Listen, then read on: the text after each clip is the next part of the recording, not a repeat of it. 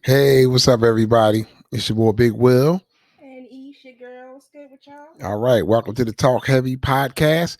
Today, we're going to be talking about a somewhat touchy subject, and this is episode really 3. And we're going to be talking, but y'all haven't seen 2 probably yet, but this is That's episode coming. 3. That's It's coming. coming, and we'll be talking about financial depression. And for those who don't know what that term is, you probably never even heard of it. We hear about all type of depression these days. Oh, and we mental health issues that we need to tackle. And one is our financial health. Mm-hmm. And we tend to get depressed. I know it's something I went through. It's something I think me went through. Just yesterday. Right. Hey, listen. I don't even man, listen. Every time I look at the bills of depression, be honest with you. But we figuring out ways because remember, we keep talking about our financial journey. We're Mm-hmm. regular people. Mm-hmm. We're not doing this podcast above anybody. We're not talking down to people. We just doing what we want to do. Number one, having fun with it. But we also licensed and certified to at least know what we're talking about as well. So we give you Exactly. both sides of the story. Exactly. We trying to really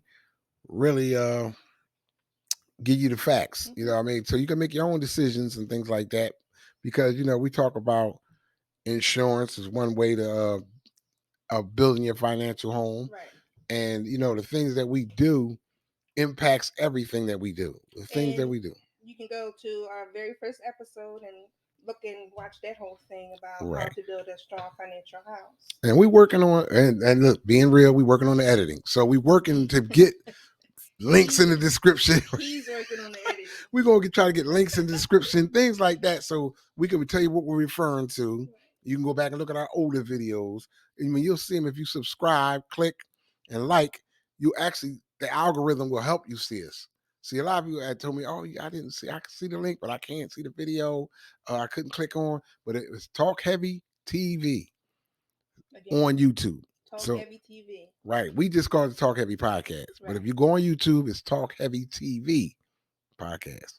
So you look it up and you'll see us. And I'll be sending, links to my people that I know are definitely interested to watch. But Yes. today is about financial depression.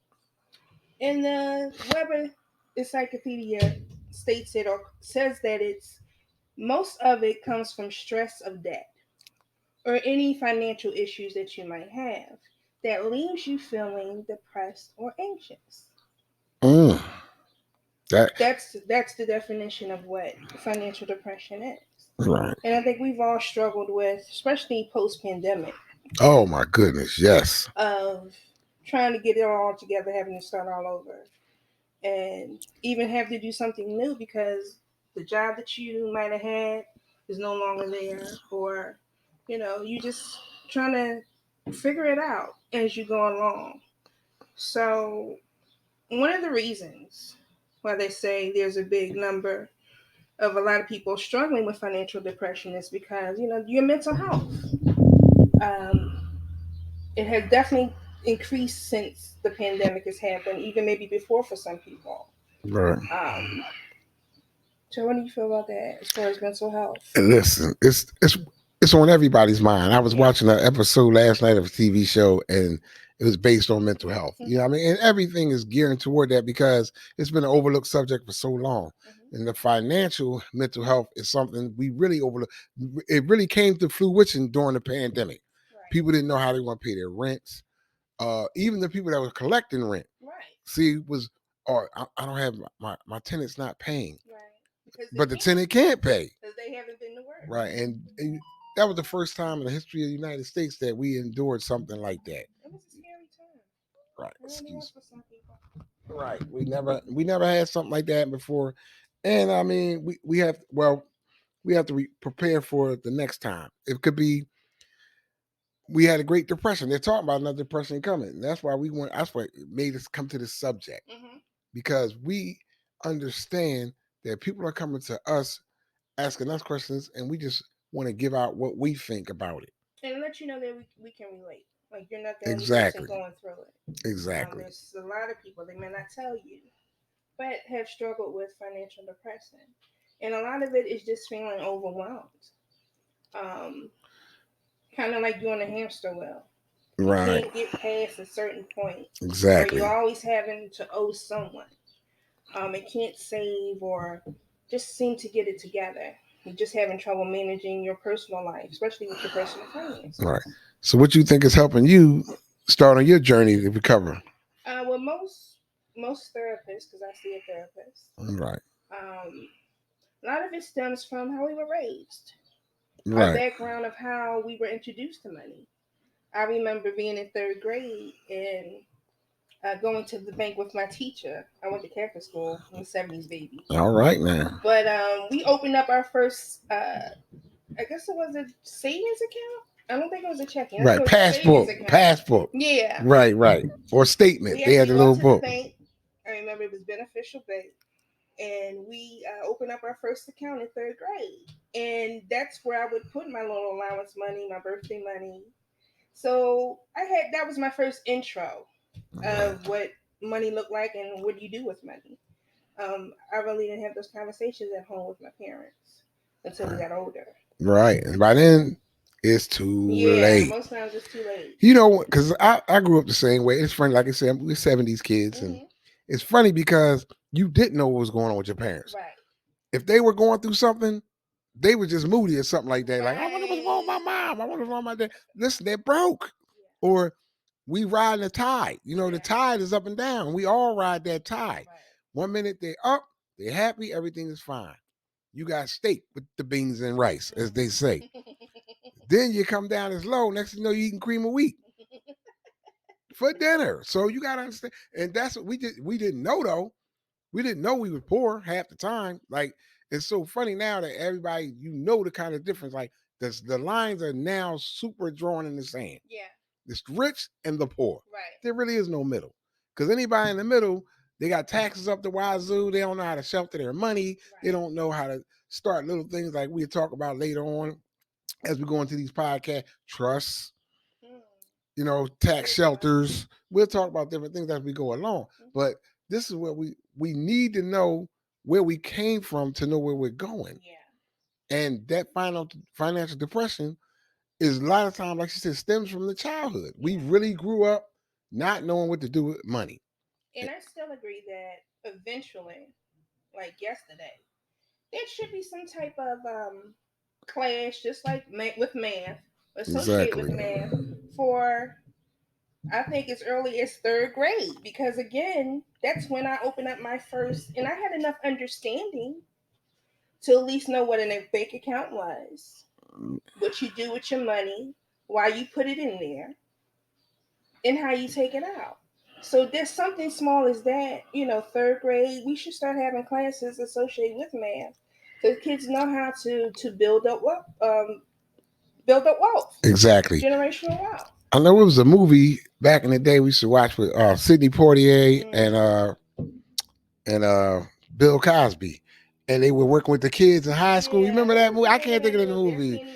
It's something along Let's Do It Again, one of them type of movies. But anyway, and they had the kids in the high school, and they would teach them how to get a job. Remember, he had ripped the $100 bills in half, Sidney Poitier, and gave it to all the students and said, "Listen, you'll collect the other half when you complete the class." Right.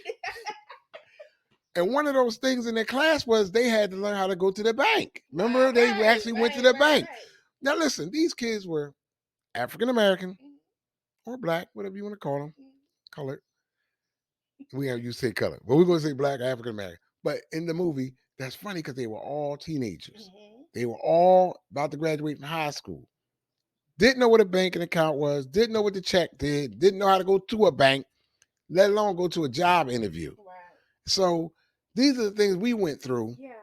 But now it's powerful. Look at us. We're sitting on a podcast telling you what we went through. Mm-hmm. And I know a lot of anybody our age can relate because we grew up the same way. But now it's a different era. Yeah. It's social media. We're on social media trying to do something positive to avert all the negative. Right. Because one of the problems with financial depression that comes along is social media. Yeah, totally. And that goes on with the next Another one of the reasons why, therapists feel as though people struggle with their or have money problems is because, not just the family background, but your self esteem. Exactly. People make you feel bad when you don't have enough money or you live in minimal. Check the check. Yeah. And you don't feel good about yourself because, again, you might not be where you are, or, people are just other, somebody always has something to say about something. So your self esteem has a lot to do with it, as well as how you recover. We all have traumas and emergencies, but the way you recover from that trauma or emergency has an effect on you as well, especially when it comes to your mental. Right. I call it the bump in the road. I was Yeah. telling somebody yesterday about it, and I was actually talking this morning to somebody about it, on a financial level, that bump in the road, because a lot of times we're not ready. Mm-hmm. And I say, listen, this is just a bump. Because I've been through a lot. Like I say, we're not, and if like anybody knows me, they know, you know about my leg. Maybe, oh, Will has one leg now, this type of thing. I've been in a major situation where I lost my leg. But before that, man, it ain't much I ain't lost. It ain't much I ain't lost. Listen, I lost houses before, apartments. I lost electricity, water, gas. I've been down any type of way you can be down. I've been down. Car, motorcycle, you name it, I've been down. They all just bumps in the road. This financial depression that we all seem to hit, Yeah. is one of those bumps. And as a single mother raising 3 kids, it was crazy. Yeah. I don't even know how I made it, but God be the glory, and they're Yes. grown and have their own jobs and their own lives now. So just learning to recover from whatever happens, whatever your story is, and getting information, even if you have to seek out Right. professional help. Professional help. Like Right. us, we're Exactly. financial advisors. Most Right. times that information is free. You Right. don't have to pay for Free. it. This podcast is 100% free. Right. We not listen. We don't even have sponsors yet, so we're not looking. But if somebody want to sponsor us, holler, right? Holler if you want to sponsor. But you can holler.